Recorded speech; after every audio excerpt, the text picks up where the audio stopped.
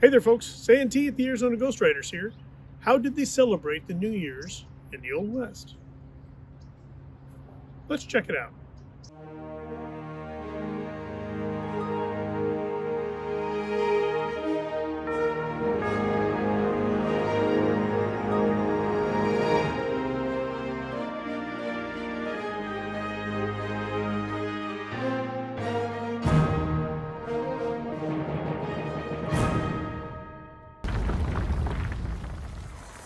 Some of you have been asking for this video for quite a long time.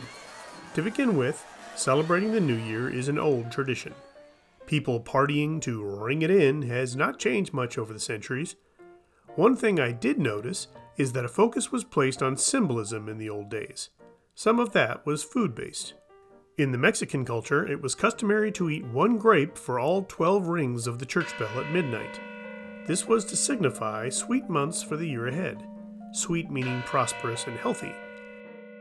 Other cultures would eat beans or pork, which also represented that.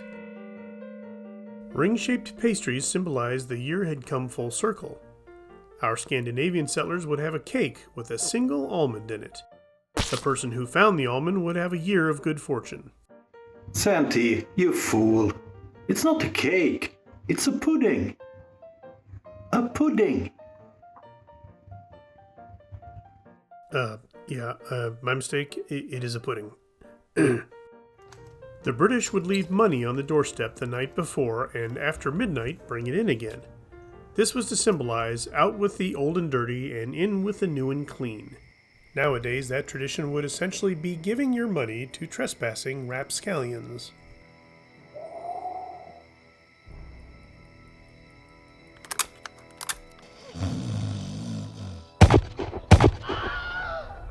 Happy New Year!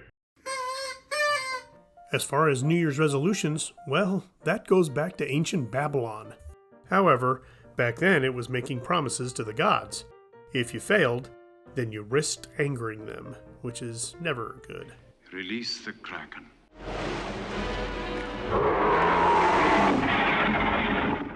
But people did fail.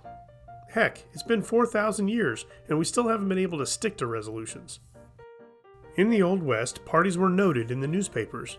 People get curious to know how they celebrate in different places, kind of like when we watch fireworks in different cities around the globe on TV. It would appear that some jailbirds also wanted a night out in the town to celebrate 1875.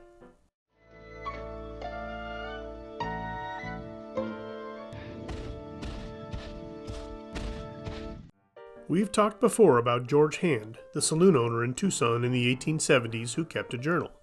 If they ask me, I could write a book. Not all of it's interesting, but it does give us insight to what the day-to-day was like back then.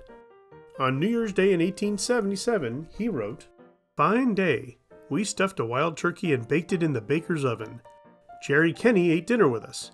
The legislature met and adjourned. I went to a dance in the evening and went to bed at 10 o'clock. Now, the evening of the festivities saw dances and even horse races. One competitor was a three-legged horse. George doesn't mention if it won or not. I kind of doubt it, since the other equines had a leg up in the competition." Funny, in the next New Year, George wrote that he drank all the whiskey he needed that day. The city also elected a mayor and a marshal on the 1st. The interesting takeaway on both of these holidays is that citizens treated it as a normal day. The legislature still met and folks voted for city officials. And they no doubt did it all suffering hangovers from the night before. The Chinese are credited with the invention of celebratory fireworks displays, which has become a staple of New Year's festivities. Incidentally, they celebrate their New Year on the second new moon after the winter solstice, which is about a month after ours. Their tradition hasn't changed much in over 3,000 years, and is centered around family and warding off an ancient creature with loud noises and the color red. The paying of debts before the next year starts is also a big part of this. I think it would be fascinating to be at a New Year's party with all these new Americans fresh off the immigrant trail, just to see the cultures share and learn from each other. Howdy all you cowboys, cowgirls, gunfighters, and ghostwriters. Happy New Year from Jedi TV. All right, folks, that's it for another episode. Thanks for watching, and have a happy New Year.